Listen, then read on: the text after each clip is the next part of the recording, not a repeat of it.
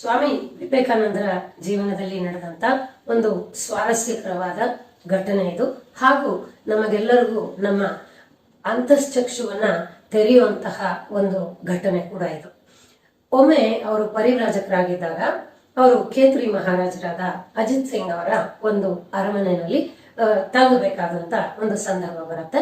ಆಗ ಸ್ವಾಮೀಜಿ ಇದ್ದಾರೆ ಅಂತ ಹೇಳ್ಬಿಟ್ಟು ಸಾಮಾನ್ಯವಾಗಿ ಸತ್ಕಾರದ ಒಂದು ಭಾವನೆಯಿಂದ ಅಲ್ಲಿ ಒಂದು ನರ್ತನ ಗಾಯನದ ಕಾರ್ಯಕ್ರಮವನ್ನ ಏರ್ಪಡಿಸ್ತಾರೆ. ಆ ದಿನ ಸಂಜೆ ಅಲ್ಲಿ ಗಾಯಕಿಯಾಗಿ ಬರುವಂತವಳು ಒಬ್ಬ ವೇಷೆ ಅಂತ ಸ್ವಾಮೀಜಿಯವರಿಗೆ ವಿಷಯ ತಿಳಿಯುತ್ತೆ. ಆಗ ಅವರ ಮನಸ್ಸಿನಲ್ಲಿ ಒಂದು ಕ್ಷಣಕ್ಕೆ ದ್ವಂದ್ವ ಮೂಡುತ್ತೆ. ಸನ್ಯಾಸಿಯಾದವನು ಇಂತಹ ಕಾರ್ಯಕ್ರಮಗಳಿಗೆ ಹೋಗೋದು ವಿರುದ್ಧ ಆಗುತ್ತಲ್ವಾ ಅಂತ ಅನ್ಸತ್ತೆ ಅವ್ರ ಮನಸ್ಸಲ್ಲಿ. ಆಗ ಸ್ವಾಮೀಜಿ ಆ ಕಾರ್ಯಕ್ರಮಕ್ಕೆ ಹೋಗದೆ ಅವರ ತಂಗುದಾಣದಲ್ಲೇ ಉಳಿದು ಬಿಡ್ತಾರೆ. ಈ ಕಡೆ ಆ ನರ್ತಕಿಗೆ, ಆ ಗಾಯಕಿಗೆ ಗೊತ್ತಿರುತ್ತೆ ಸ್ವಾಮೀಜಿ ಅವರು ಈ ದಿನ ಕಾರ್ಯಕ್ರಮಕ್ಕೆ ಬರ್ತಾರೆ ಅಂತ. ಅವಳು ಗಾಯನ ಹಾಡ್ಲಿಕ್ಕೆ ಬರ್ತಾಳೆ. ಸಭೆಯಲ್ಲಿ ಸಂಪೂರ್ಣವಾಗಿ ಎಲ್ಲ ಕಡೆ ವೀಕ್ಷಣೆ ಮಾಡ್ತಾಳೆ. ಆದ್ರೆ ಸ್ವಾಮೀಜಿ ಬರದಲ್ಲೇ ಇರೋದು ನೋಡಿ ಅವಳಿಗೆ ಬಹಳ ಬಹಳ ನಿರಾಸೆ ಆಗುತ್ತೆ.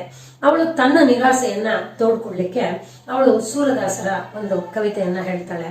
ನೋಡದಿರೇನಯ ದೋಷವ ದೊರೆಯೇ ಸಮದರ್ಶಿಯು ನೀನಲ್ಲವೇ ಹರಿಯೇ ಅಂತ. ಆಗ ಸ್ವಾಮೀಜಿಗೆ ಒಂದು ರಿಯಲೈಸೇಷನ್ ಆಗುತ್ತೆ.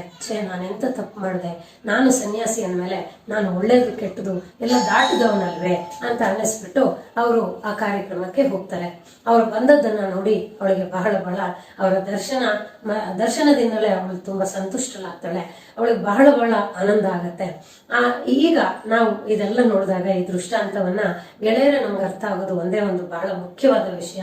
ಜೀವನದಲ್ಲಿ ನಾವೆಲ್ಲರೂ ಹೊರಗಡೆಯಿಂದ ನೋಡಿ ನಾವೆಲ್ಲವನ್ನ ಜಡ್ಜ್ ಮಾಡ್ತೀವಿ, ನಿರ್ಧಾರಗಳನ್ನ ತಗೊಳ್ತೀವಿ. ಎಲ್ಲದ ವಿಷಯಗಳ ಒಳ ಹೊಕ್ಕೋದು, ವಿವೇಚನೆಯಿಂದ ನೋಡುವಂಥದ್ದು, ಸರಿಯಾದ ಯಥಾರ್ಥವನ್ನ ಗ್ರಹಿಸಬೇಕು ಅನ್ನೋದನ್ನ ಏನು ಒಂದು ಈ ಅಧ್ಯಾತ್ಮ ಹೇಳುತ್ತೆ.